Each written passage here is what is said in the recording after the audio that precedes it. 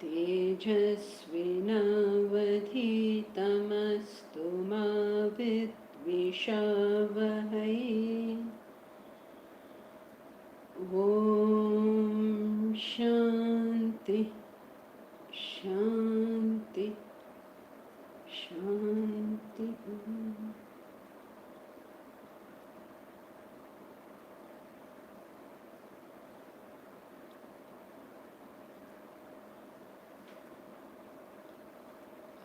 So welcome to everybody on YouTube Live. The class is now also on YouTube Live for those who are on Zoom. Those on YouTube Live who would like to ask questions will need to come onto the Zoom class so that you can ask your questions. The details of the Zoom classes are there on all our FB, Instagram pages. So let us begin by chanting the verses 11 to 20, chapter 7.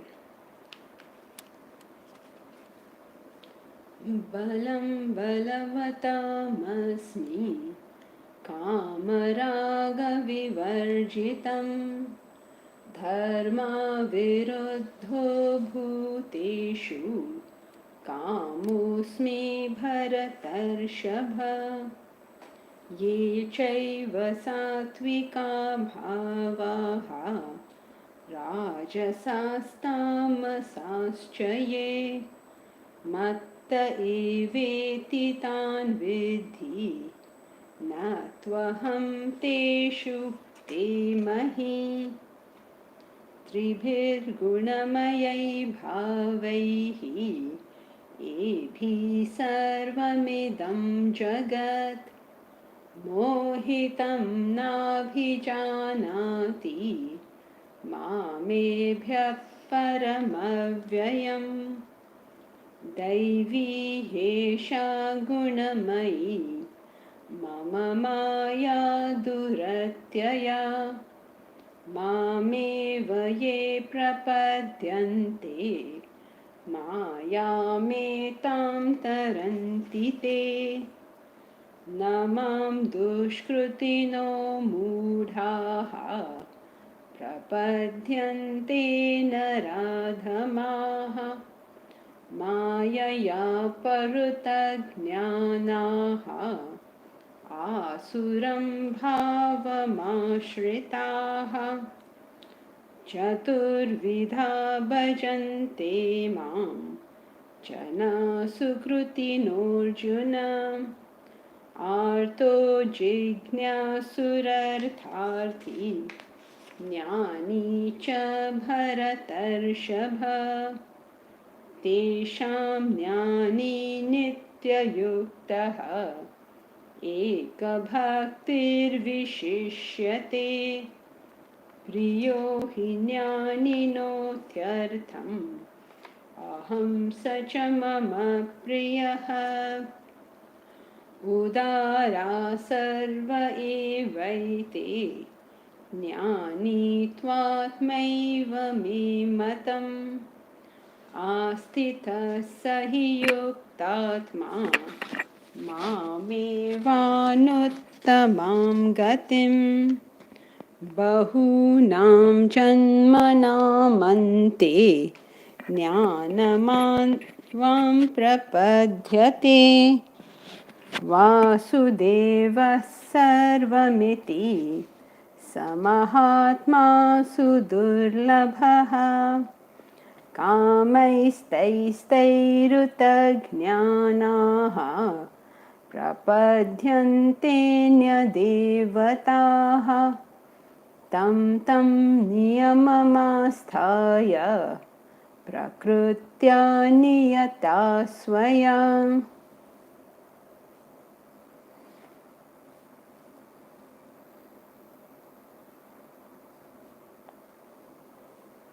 So anybody has any questions on what we have covered so far?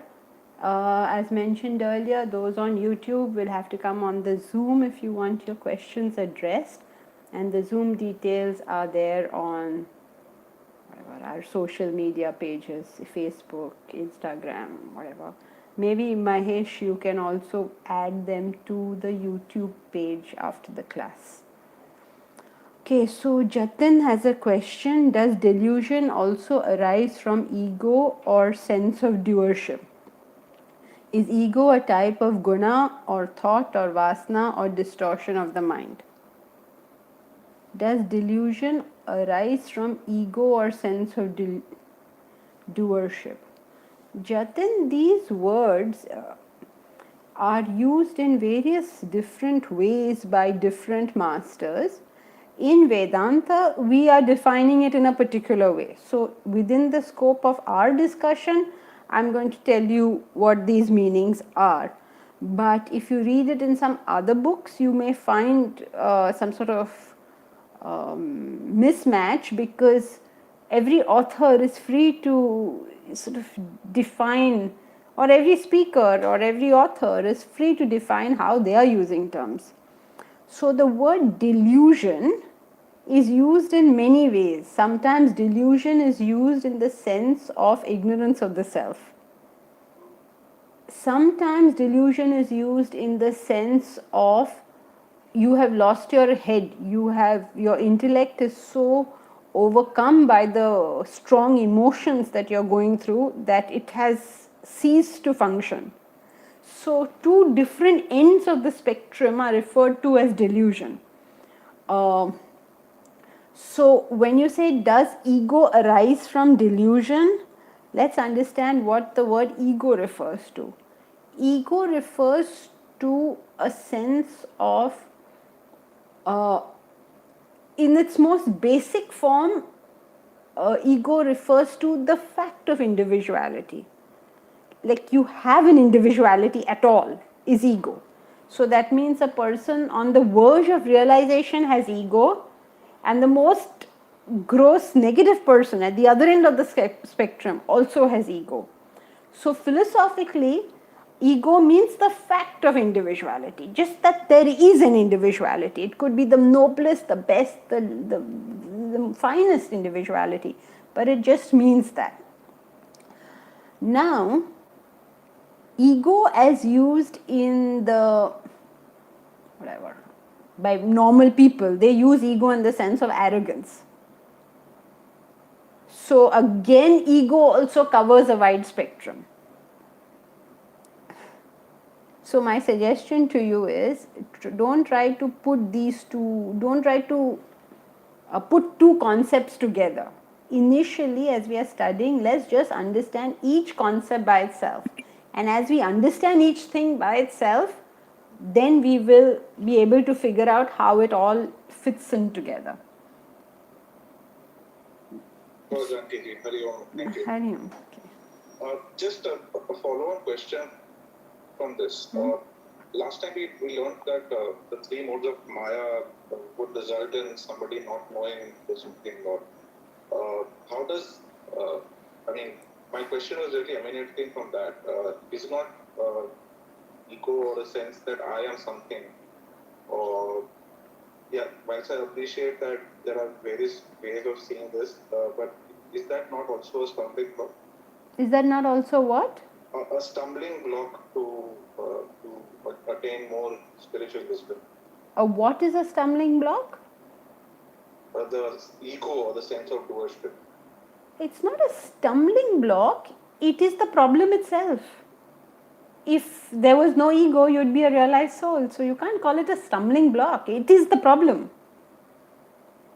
If it's not like that's what stops you from realizing. It is that, ego is that which is the reason you're not realized.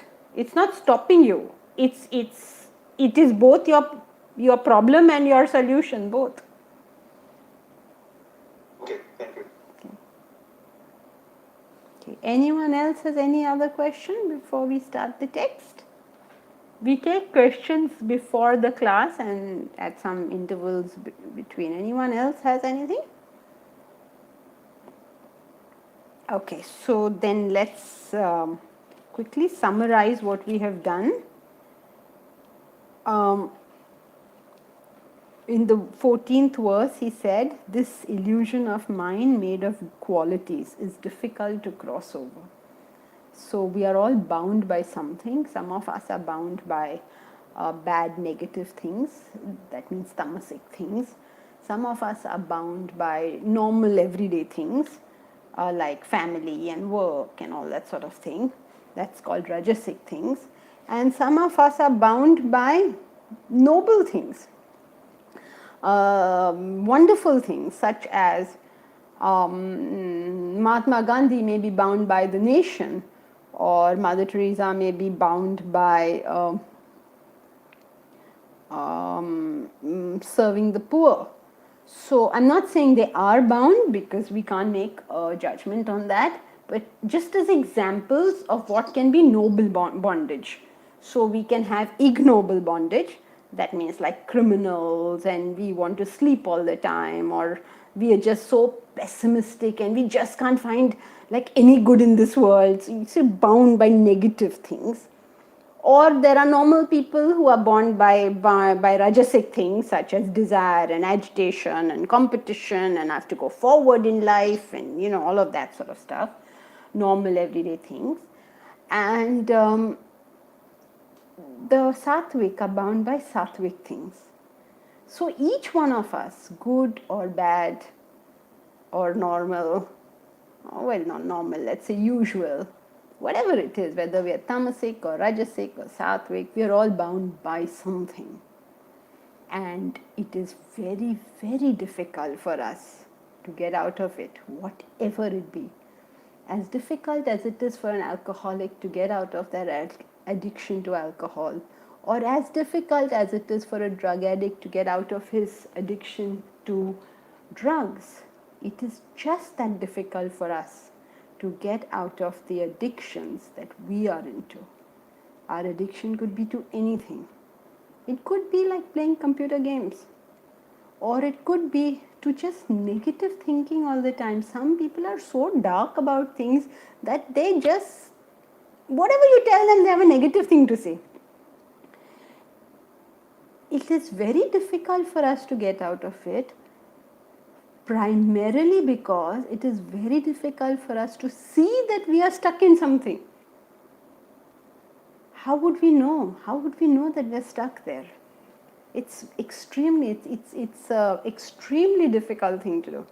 And if somehow we do find out that we are stuck somewhere, then also it requires a lot of soul searching, lot of a lot of work on ourselves.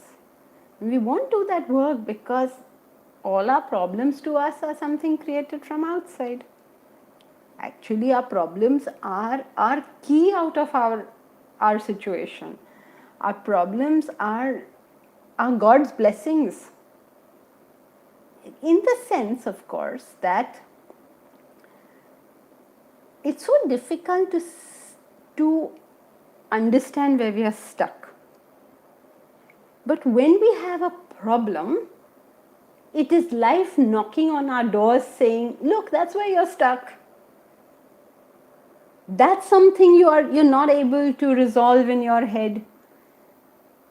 But instead of looking at it like that, we'll say he's bad, she's bad, the situation is bad, the lockdown is bad, Modi is bad, the weather is bad, the something or the other is bad. My wife is this, my husband is that, my children are like that, my mother-in-law is like this. Yes, it's true, they are like that. But if I am having a problem, it's because I am not able to get over something. That's what I have to get. And that's very difficult, because the moment you say to somebody that, oh, you have that problem because you can't get over this, they will immediately turn around to you and say, but isn't he behaving badly? Yes, he is. Nobody is denying he's behaving badly. Nobody is denying all that. But why are you finding it so difficult? Every problem you're not finding so difficult. Other problems you're taking in your stride, right? Problems are just part of life. Big deal. What's the fuss about? It's not like the whole world is geared to make us feel wonderful. No. It's not. And we will meet all sorts of things in this world. And what of it? That's the fun of life, right? Now, the fun of life is that you all have had to learn how to use this thing called Zoom. I mean, like, what was Zoom? A little while ago, we didn't know what Zoom was. A little while ago, we were not even thinking of YouTube Live. And now suddenly we are YouTube Live and we have to do, what else did we do live? Insta Live and no, Facebook Live. No, Facebook Live, Mahesh has been Doordarshi, so he had started that much earlier. But we have had to learn things, and that's good for us that we did. We can deal with what is going on. And many of our problems are such that we don't even call them problems. It's just the excitement of life. Ye hua, wo hua. You tell your friends, oh, pata nahi aaj kya hua, main bataun, ye hua, wo hua, wo. It's just the excitement of life. But there are some problems under which I am going, which are so burdensome to me that I feel like I can't deal with them. Somebody help me out of this.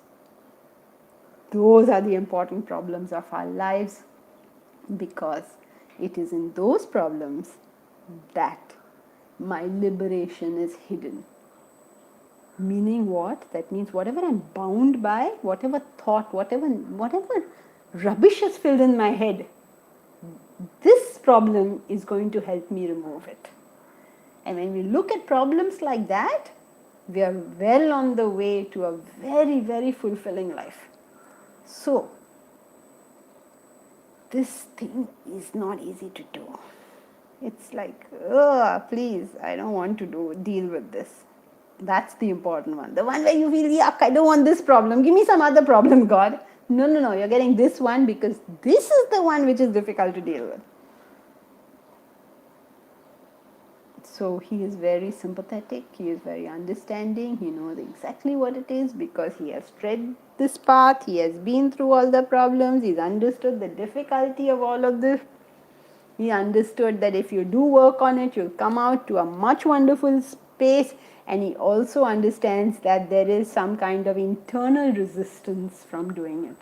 So therefore he says, this Maya of mine is difficult to cross over. Whether it is the tamasic or the rajasic or the sattvic, whatever it is difficult to cross over. Then he gives us a way out. So how do we cross over? Those who seek me alone cross over this illusion. So how do we stay on top of a problem? How do we stay on top of a challenge? It could be a business problem. It could be like, okay, in lockdown, how do I make money? Whatever the problem may be. How do you stay on top of this problem? How do we not go under the problem and get crushed by it? So this is how we do that. Mam eva ye prapadyante. Those who seek me alone, mayam etam tarantite. They are able to get across this illusion. This illusion means this illusion of a situation. Oh, you can't hear me? Oh, gosh. Is this okay, Deepa? No, the volume is less. Volume is less. Shall I try this thing? I think it's perfect. It is okay. So we have at least some people who think. We have 2 people for it is okay. We have 3 people, 2 people for okay and 3 people for not okay. Let me try this. Volume is okay. Okay. I have to hear with headphones. Volume is okay, and I don't even have headphones. It's far away. Okay, so just let me know whether I have improved matters. Volume. This volume is okay, Janvi. Yeah. But for those who had an issue, is your issue gone? Volume is perfect. Volume is perfect. What do I say to all of you? I don't know. Okay, so those who had an issue, is your issue gone? Everyone is saying volume is okay, increase volume is okay. It was better earlier. Oh. Okay, so let's go back to earlier form. We will tell our IT department to look into this again. It's a case-to-case basis. It's not, the problem is not on your end. Okay, so maybe those who are finding a difficulty can put on headphones, because sometimes you hear better with headphones. Alright, so let's come back to how do we get out of our bondage. We get out of our bondage by having, what does he say? Those who seek me alone cross over this illusion. So seek me alone. What is that supposed to mean? It doesn't mean what we think it is. Oh God, help me. If you help me, I will get over this. Bless me, bless me. There's no such thing, Baba, as blessings. There's no such thing. If there was, there are so many sages and saints in this world. Why don't they bless us? There was Rama, there was Krishna, there's Buddha, there's Christ, there's Muhammad. There's so many saints and sages in this world. Why on earth don't they just bless us and get us out of this situation? Because they can't. They don't have that power. There's only one person who has power over my life, for good or for bad, and that is myself. Nobody else has any power over it. I am the sole karta dharta of my life. And that's not ego, that's a fact. Nobody else has got any power. And yet he says, those who seek me alone cross over this illusion. So what is that even supposed to mean? What is it supposed to mean that we are supposed to seek him? What it means is that for those who seek self-realization, for those who seek enlightenment, for them no problem is enough to crush them. They will just proceed to their goal. Whatever the situation be, they will just proceed to their goal. Now, if you say it's very difficult for me to seek realization, then seek self-purification, because the end of self-purification is self-realization. Let's try to improve ourselves. If we can't think of that ultimate state of perfection, let's at least get to some better state, because getting to a better state is going to make life so much better for ourselves and for everybody around us. Now you may say, why do you say that those who seek me alone means self-realization? He's clearly said, very sweet, the bhaktas sometimes say this, they're very sweet. They say, why don't you Vedantins just read what is written? Why do you people have to interpret? He's written clearly, seek me alone. What is the interpretation for? Seek me, means seek Krishna. I wish we could take it in so easy a way. Whenever a prophet used the first person singular, whenever he said I or me, he meant the self within. He meant the self within because he has identified with the self. So whenever he says I, he means the self. Whatever we have identified with, whenever we say me, we mean that.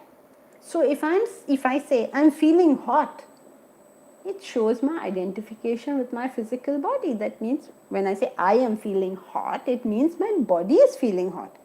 If I say that I am feeling happy or unhappy, then now I'm identifying with my mind and saying I'm happy or I'm unhappy. If I say I'm intelligent or I'm dumb or I'm stupid, that means I'm identifying with my intellect and saying I am dumb or intelligent, whatever it is I'm saying.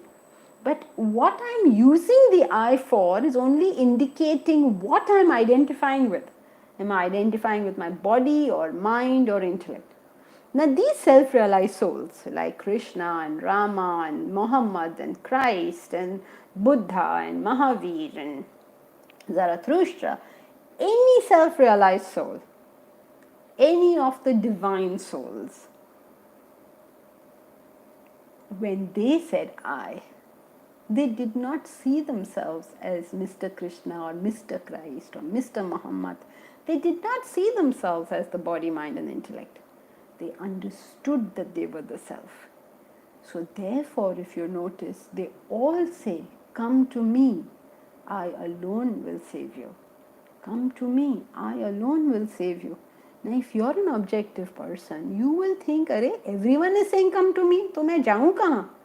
Just because I happen to be born in a Vaishnava family, am I to go to Vishnu? Just because I'm born in a Shaivite family, should I go to Shaiva? If I happen to be born Mohammedan, should I go to Allah? If I'm born Christian, should I go to Christ or God? Where am I supposed to go? Everyone is saying, come to me, come to me.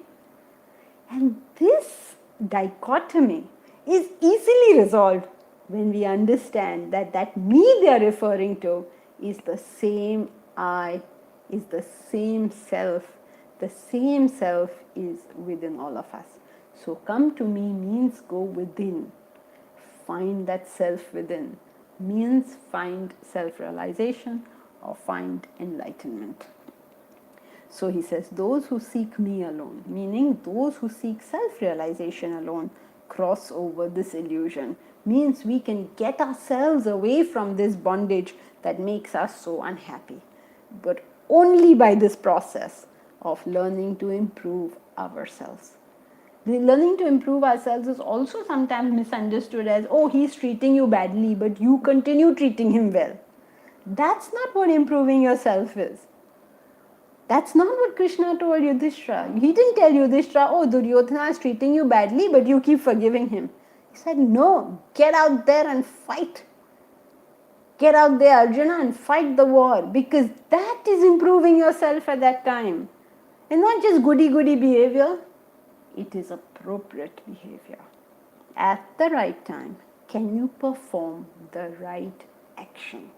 And right action at different times is different things. So don't think that, oh, I'm supposed to be very good. No, you're not supposed to be good. Oh, well, you're supposed to be good, but goodness is an attitude, not an action. To be able to deal with the demons within, we have to be able to identify right action and do it. That's the way to go about it. So in that problem, whatever you're facing, can you figure out what is the right action and do it?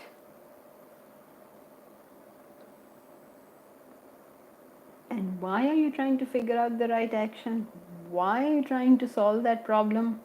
Because that problem, that situation, is your stepping stone towards self-realization. So when you work in this world, when we work in this world with this attitude of I'm here to develop myself, and whatever life gives to me, I'm going to deal with it as best as I can. And of course I will deal with it wrongly, but that doesn't matter, because if I keep dealing with it consciously with my intellect will grow. And when my intellect grows, I will be able to see, oh, what I did then was wrong. Now I know a better way, which shows that I have grown. So don't worry about whether you were right or wrong. Worry about whether you did at that time what according to you was right action.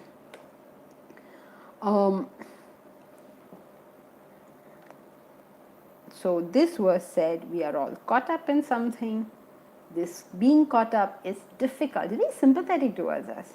So he says, yes, we are caught up in it. That's why we have these problems in life.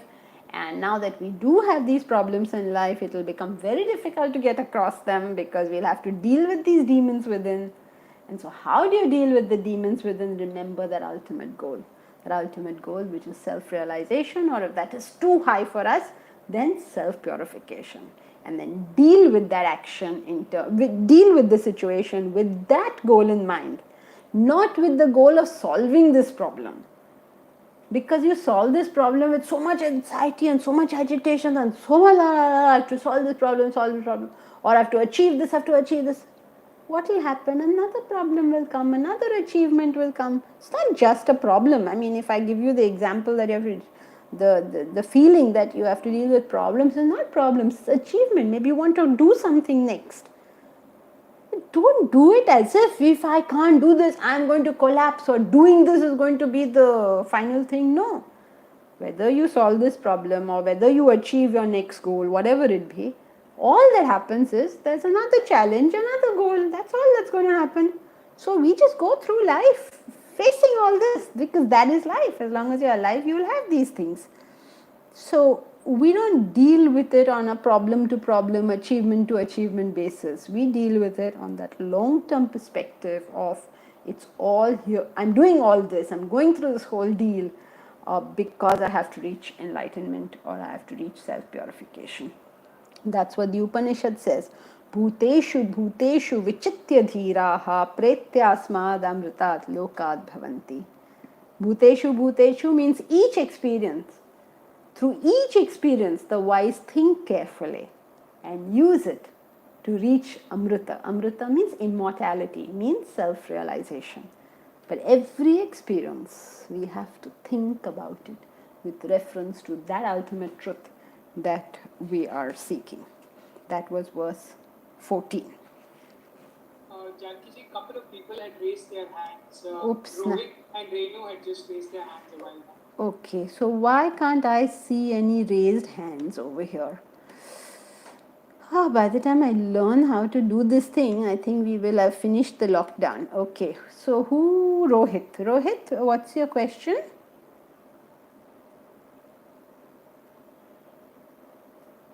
Rohit? I can't see Rohit here. Who was the other person?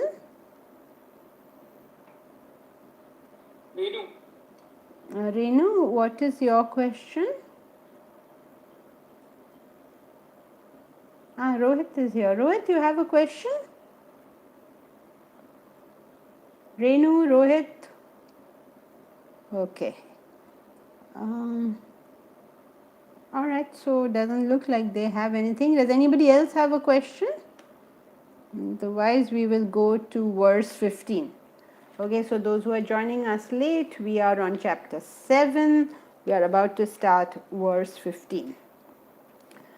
Namam dushkrutino mudhaha prapadyante naradhamaha mayaya parutagnyanaha asuram bhavamashhritaha namam dushkrutino mudhaha prapadyante naradhamaha mayaya parutagnyanaha asuram bhavamashhritaha.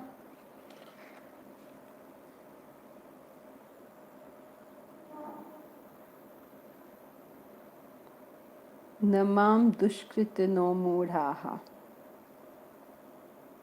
Dushkritinoha, those who are the dushkritinaha means those who are doing bad actions, evildoers.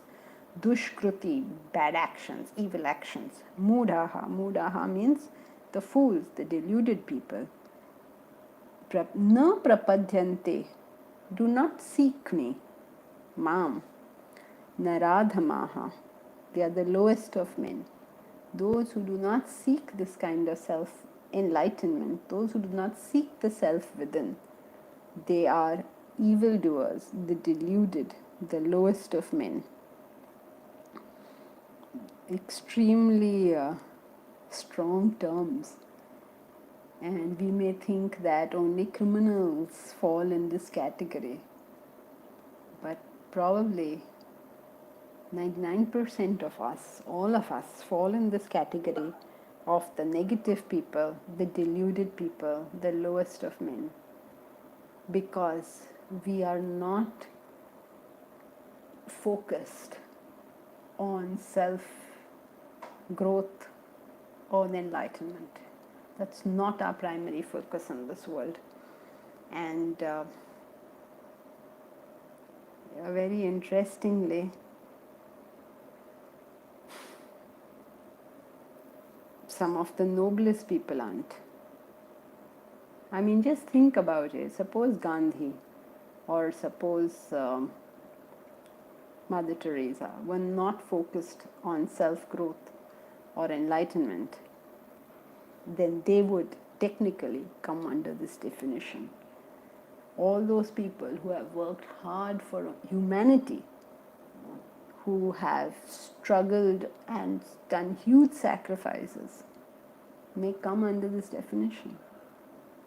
And that's a frightening thought, because if they do, then what about us? We aren't anywhere close to that level.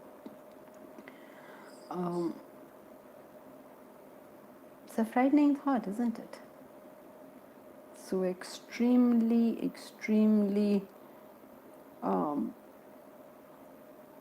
frightening verse, let's say.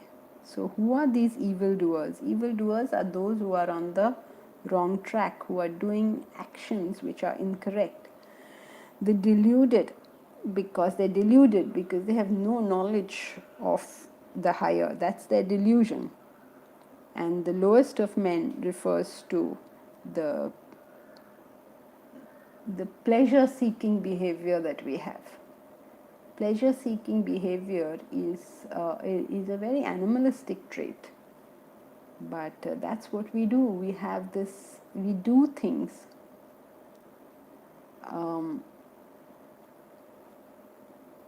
with an idea to immediate pleasure, and that is a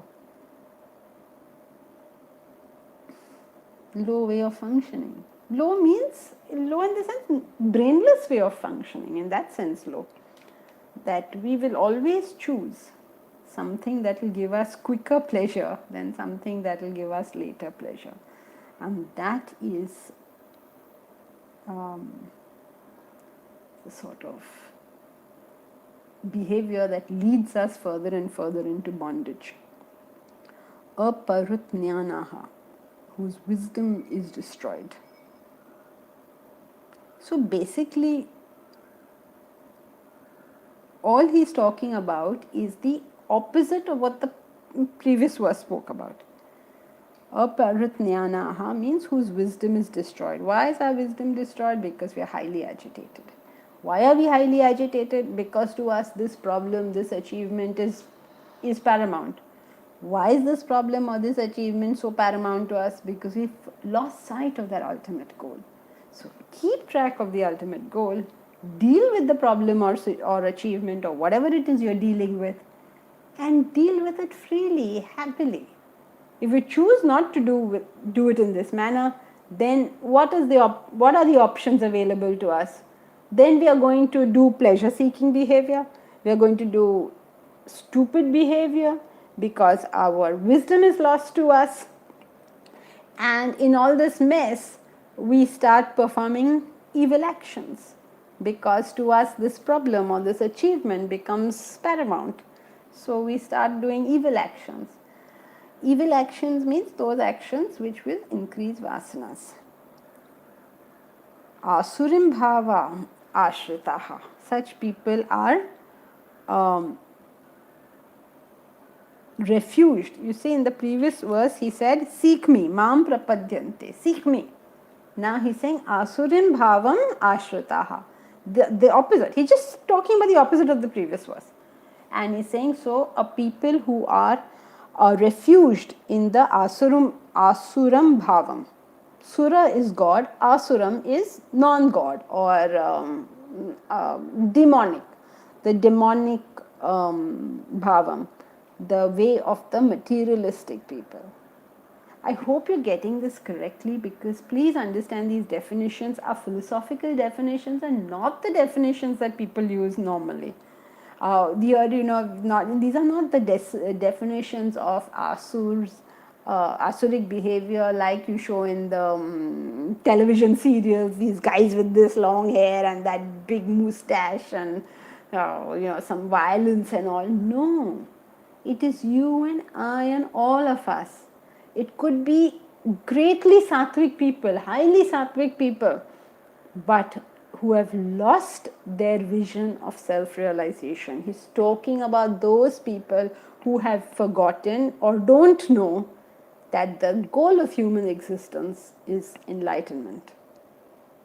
And what takes us to enlightenment is self-purification. So the evildoers, the deluded, the lowest of men do not seek me.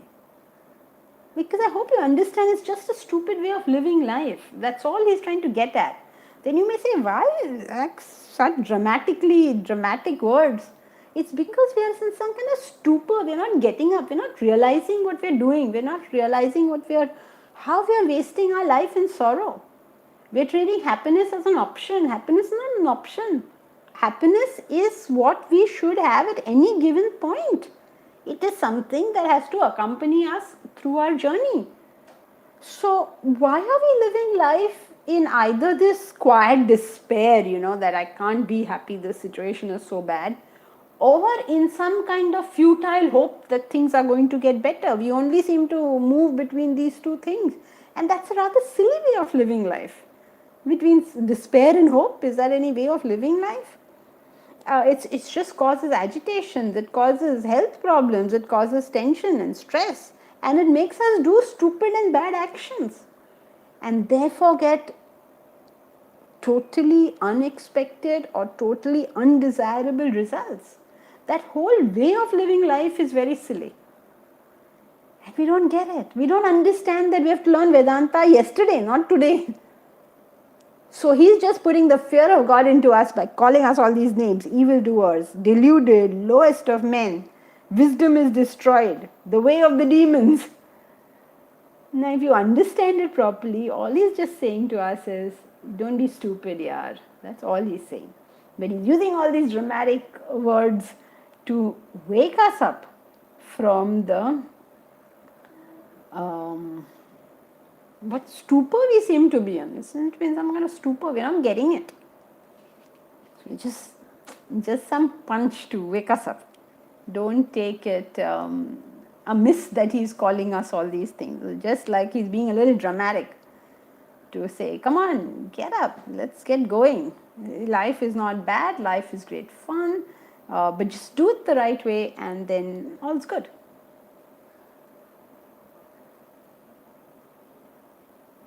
Would it be a fair understanding? So Deepak is saying, would it be a fair understanding that verse 15 is saying that every time we lose sight of self-realization, self-purification, our wisdom is destroyed or getting reduced? Yes. But he has used rather dramatic words. He said, if you lost sight of that, then you are demonic, you are a mad fellow, you are whatever, you are the lowest of men. Like he's being pretty dramatic about that. Now other people will read this. Just if you're reading the text, we'll think of all sorts of negative and criminal people and sinning people, and you give it some kind of spin which he doesn't mean at all. All he's trying to do is saying,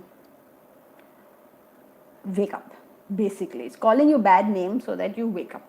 Now, why is he calling you bad names to wake you up? Why doesn't he wake you up with knowledge like he always does? Because knowledge works for the rajasic element in us. When there's a tamasic element in us, we need a danda. Something has to hit us. Then only we will wake up. If you remember the poem we did in Select English Poems, the Thursday class, for those who are attending Thursday class, you may remember the village preacher and how beautifully he explained the role of a teacher. He said that he reproved each dull delay. That means if there's a dull delay, a tamasic delay, then he reproved it, he shouted at them. He allured to brighter worlds, he tempted you with a better life. And he reproved each dull delay. And most of all, he led the way. So here's a person who's telling us this thing, is someone who has himself done it. He's not telling us something that, it's a theoretical thing he read in a book. He himself has done it. He has tempted us by telling us better things that life has to offer us. And he has also reproved each dull delay. We're tamasic, we take it easy, yes, I know I should be doing these things. We take it easy as if we have time. We don't have time. Because when the moment comes, as Bhajagovindam says, when the moment comes, nahi nahi rakshati dukrun karne, Bhajagovindam, Govindam bhaja mudamate. O fool, O mudamate, Bhajagovindam, seek the Lord. Samprapte sannihite kale. When that final time comes, nahi nahi rakshati dukrun karne. All these mundane things that we are doing, nahi nahi rakshati, are not going to save us. Meaning, when we come to a situation in life, all this pleasure seeking activity that we have done, all this waste of time that we have done is not going to help us. But what is going to help us is how much have you gained control about yourself and your actions. Because sometimes in life, doing the right action is going to be a difference between life and death. Will you be prepared that time, whenever it comes? That's why he's reproving each dull delay. Saying, chalo utho, nahi to main maar dunga. Like that he's going, just calling you bad names. Okay, so what is Jyoti saying? Jyoti says, what makes the most sattvic people lose sight of their goal of self-realization? Jyoti, losing sight of self-realization is the way human beings live their lives, unfortunately. What happens is every time we become happy in life, we seem to forget that there is more to it. And therefore, in the Gita, we will study it later, it says the bondage of sattva is happiness and knowledge. So we have happiness, we have knowledge, we are doing much better than everyone around us. We forget that we have somewhere to go. And he's about to tell us in the next verse, very important next verse of this chapter, how religious people forget about the goal. So what makes sattvic people lose sight of their goal? Happiness and knowledge. That's the answer according to the Gita, which we will soon be studying in another chapter, not this one. Omkar says, so those otherwise very good people who have no concept of self-realization would fall in this category. Yes, Omkar, anybody who is not dedicated to self-realization falls in this category. I already explained to you why he's using such bad words, because these people could be great people otherwise. But he's still like, beating you up. So I hope that is clear. How can we lose wisdom? Once we know, how can we undo that? Varsha, you don't lose wisdom in that sense. You lose wisdom in the sense you forget it. You forget what good sense says. Because when the mind is very agitated, you just can't think. So your intellect, you've not lost anything, but your knowledge is no longer available to you. In that sense, you have lost it. It's not like it's gone, but it's just covered. Okay, so are you all okay? Jyoti, Omkar, Deepak and Varsha. Yes, thank you. Thank you. May I say? Yes, please, Shyamji. I put on video. Whatever you like. Oh, no need. No need. Okay. My point is, in whole Gita philosophies, sometimes he says, seek me. And here in this word, he said, evil doer, they don't seek him. They don't seek me. Now, my point is, sorry, may I? 1 minute. Yeah. So my point is, the child sees the snake, instead of the rope, he sees snake. We also deluded, we don't see Brahman, we see the world. So we are also deluded. But at the same time, whatever our actions are for the happiness and not the pity happiness. We want almost utmost happiness. That is the self. So we are looking for that. And same time, he says we are deluded because of this. Now, is it that we are on the wrong path? We are going for our aim, which is self-happiness, which is utmost happiness. We are going for that. But is it that our path is wrong and he is guiding us to be on right path? Yes, that's right. It is like, suppose I'm saying that I want to go to Kashmir. But you can see that I'm walking or driving towards Kanyakumari. So it's like saying, if you claim to be wanting to go to Kashmir, why are you driving towards Kanyakumari? Why don't you go directly northwards instead of going southwards? So he's saying, yes, you should seek. You are seeking, not you should seek. You are seeking ultimate happiness, but you are doing it in the wrong manner. Okay? Thank you. Thank you. Okay, so Har Simran is saying, how do we balance these two things? Forgiving and moving on, and fighting it out and taking a stance. Har Simran, it is not a balance of these two things, but um, it is understanding what is applicable when. Forgiving is something that is applicable at all times. If you don't forgive, okay, you're only messing your own life up. Now, what is forgiveness? Forgiveness means you understand that every human being functions by his or her vasanas. So they are doing what is most natural to them, and they have no option, as it were, to do that thing, and so they did it. Now it just so happens that I am collateral damage for them as far as I'm concerned. So they are just living by their vasanas. So I forgive and I move on. This is constant, this never changes, because this is a mental attitude.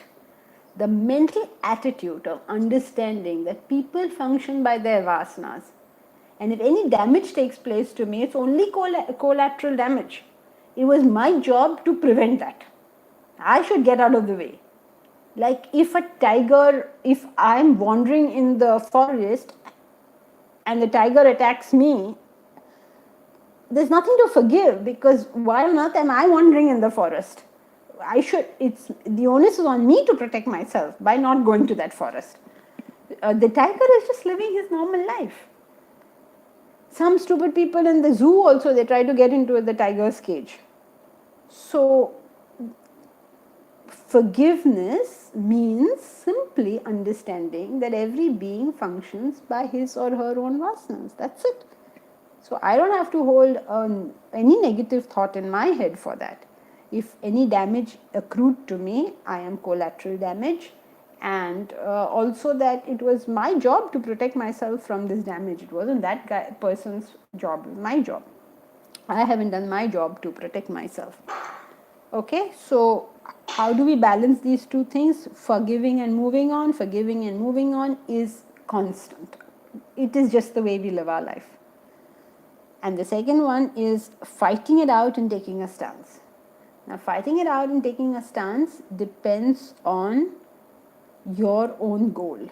There are millions of wrong things happening in this world, and we can't attend to them all. For instance, suppose a person has dedicated themselves to teaching Vedanta. Now, this person cannot start opening an orphanage also, and an old age home also, and work for ecological damage also, and work for the preservation of the tiger also. It can't do it.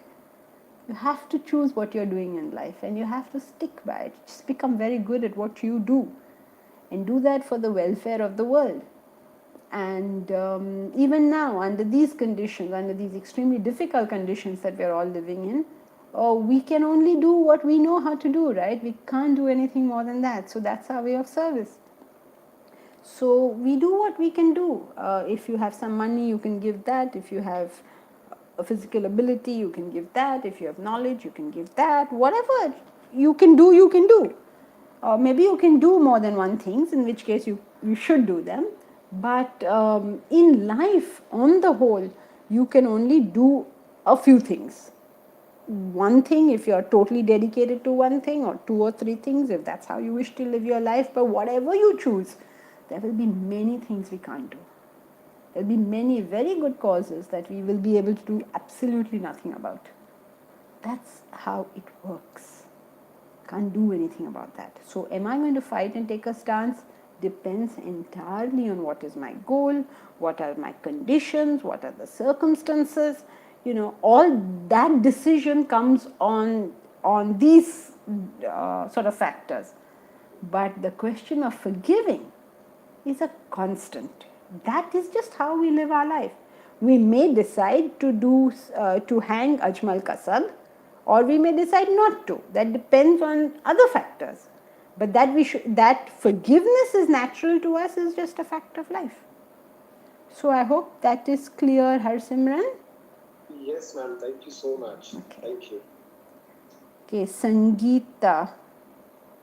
What is the difference between seeking oneself and then we say Bhaja Govindam? That is chanting the holy name will bring happiness.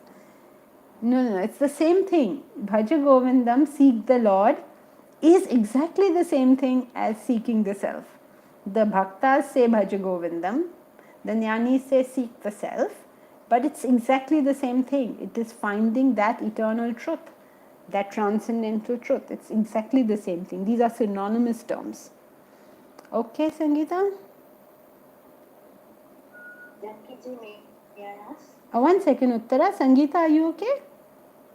Chanting the holy name will bring happiness only means that keep it, how the jnanis say it is keep your focus on the self.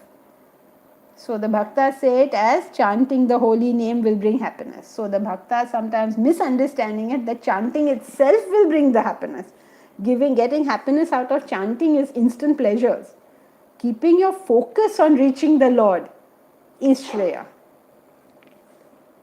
So it's not a mechanical chanting you're doing, but understanding that's the purpose of life. Is that okay, Sangeeta? Yes, thank you, Didi. Okay. Yes, thank you. Okay. Deepak, certain universally acknowledged clear thinkers, scientists could have no goal of self realization. Would they say their clear thinking wasn't wisdom related, as wisdom is explained in verse 15? Yes, Deepak, wisdom is a matter of how much you can see.